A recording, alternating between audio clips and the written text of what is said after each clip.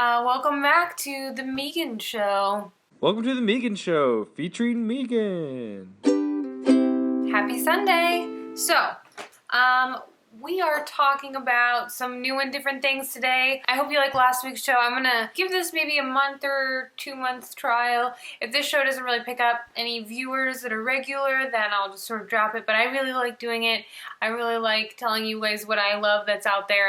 And we all need more things to tell us that what's good in the world than to tell us what's bad. Because Lord knows, we have enough bad things to ignore. Segment number 1, as it was last week and will be again this week, is Hot Mess Moment of the Week. And that's actually from today. Oh my god, it was so ridiculous. I was at IHOP.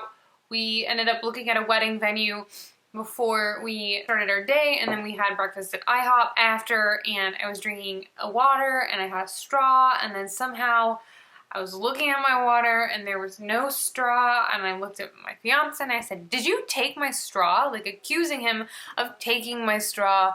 Why would he do that? I am not really sure. I don't know. Anyway, so he didn't take my straw and he looked at me kind of funny, and then he said, "Hold still for a picture." At which point I looked down and my straw was right here, dangling from my hair somehow. What? How did that happen? I guess I must have leaned over and then it got attached somehow. And it wasn't even curly. I just had straight hair all day till like just 5 minutes ago when I curled it. So what is happening here, friends? If you have any ideas that this has happened to you, please let me know. I don't need to be alone in the world feeling like I'm the only person who that could have even happened to. The next segment of the week is going to be the meme of the week, okay, friends? We're just gonna roll on to the meme of the week, okay? We're working on it. This is actually a meme that I saved during the Olympics. Here it is, and I'm gonna actually put this in the video, hopefully, if I'm not a bum. It is Usain Bolt's mother from a news clip, and I don't even know if this is true. This may or may not actually happen. Some of you can leave a comment and let me know if this is a real story or not. And it says Usain Bolt's mom is being interviewed on CNN after he won all of his gold medals, and his mom's hope for him is that he'll settle down and get married soon. And then the caption is, "Just know that even when you are literally the greatest athlete alive, your West Indian parents won't be impressed." And I feel like so many people identify that with across nations and across genders. Like, God, parents just friggin' want you to get married, and why is that? Why do you want us to settle so easily? Why do you want us to go so easily into that dark good night? Okay, I'm just kidding. I'm not actually saying that marriage is a bad thing. I'm just saying it shouldn't be forced upon anyone, and why is it so generationally common among people for their parents to be very pushy about it? I don't get it.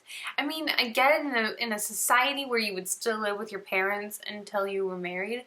Maybe that would make sense. But it just doesn't make sense for the scenario.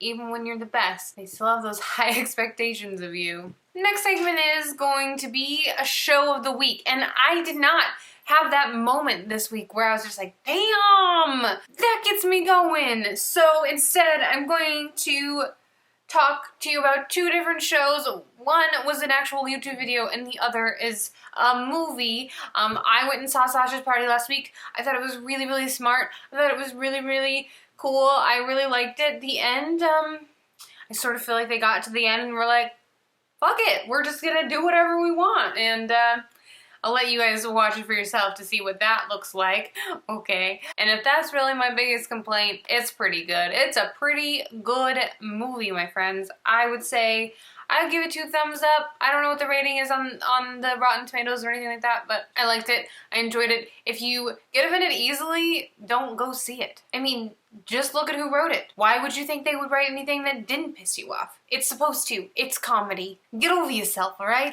Get on with your life. It's gonna be fine, okay? God. Alright. Next thing we're talking about is the YouTube video that I just mentioned.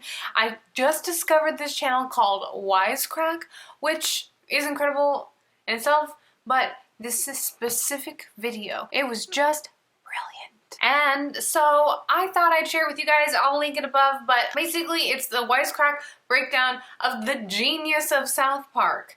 And most of you probably don't know this, but I feel like especially the older generation doesn't understand this. South Park is social construction genius. And Wisecrack can break that down for you into bite-sized, genius pieces for you to mull on, and I will link that video above. So good. Next, we're going to talk about the book of the week, and actually, I would recommend every single book in the repertoire written by this author because I actually have read them all. Even her latest one, which is Truly Madly Guilty, which just dropped, but I'm going to talk about my favorite one of hers, actually, which is called 3 Wishes, and it's about 3 triplets. Obviously, it's about triplets. And they are all in their 30s, late 20s, 30s. They all are different stages of their lives. And the opening scene is them getting into an argument at their, I think it's their 30th birthday, in a restaurant. And one of them stabbing the other one, whom is pregnant, in the belly with a fondue fork, which are just little forks. And then the whole story is explaining to you how that happened. And it's fascinating. She's an Australian author. I extremely recommend everything she's written. Some that I like better than others, but would I ever have not read any of the ones that I already read? No, I would read them all again, but I will recommend 3 Wishes, and I'll probably recommend one of her books in this segment again later because I'm just that big of a fan. Liane Moriarty, you are genius. And I actually heard it the other day in the audiobook that I got from the library, which if you want to check out me talking about how you can get free audiobooks from the library, just check out my last video. It rocks. Yeah, there was an interview at the end of the audiobook that just was her talking with the lady who voices many of her books, and that's super fascinating. But she says she actually doesn't ever read any of her own books or listen to any of the audiobooks, which is why the lady was asking, because it's just too cringy for her to go back and look at her own work, and I find that so common among many artists. They just like are so involved in what they're doing when they do it, and then they go back and look at it later and they're like, ew, I can't be involved. Okay, I meant to do this segment last week, but completely forgot about it, but I did tag the booktuber that is my favorite along in the book section of my last video, and so instead of just tagging somebody, I'm going to actually do a segment on a YouTuber every week, or at least until I run out of people that I follow that I like. This week, I'm going to do a segment on a lady named Kendra Atkins. She has her own channel. She's mostly a beauty guru, but she does specifically holistic, organic, natural products, which I don't necessarily follow that, but to hear her talk about it is really interesting. She is, first of all, just mesmerizing. While she's got terrific cheekbones and jawline. Holy cow. And currently, she is pregnant with twins. And it just, she's got this like really unique style that's so simple and elegant and clean that I just really enjoy watching her, listening to what she has to say. That is all. Okay, so upcoming stuff, you guys. I'm gonna do a breakdown of all of our backpacking gear that we're packing for our trip this week. Yeah, it's this week. We leave on Thursday. We fly on Thursday. I'm so excited. Okay, so we're flying on Thursday. I'm going to give you a breakdown this week of all of the gear that we're packing. I'm going to lay it out very artfully for you so you know what's going on. And also, I want to know in the comments, you guys, I've been spending a lot of time looking at wedding venues, looking at the prices of wedding venues. In a city like Indianapolis, you probably aren't thinking what I am realizing, which is that it's really, really expensive. And I thought, you know, my family's from Colorado, I thought, let's do the wedding in Indianapolis because things will just be more affordable.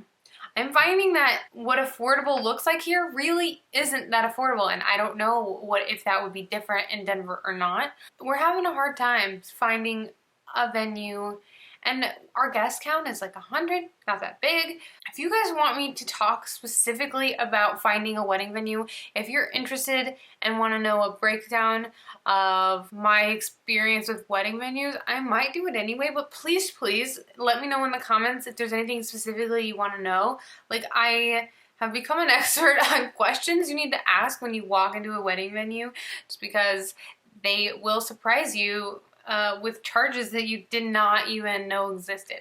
So let me know if that's something you guys want to see. I will see you soon, but next Sunday I will actually be not able to post anything, so don't expect anything from me next Sunday, but I'll be back the following Sunday with flying colors. As always, it's lovely to see you, my friends. Have a good night.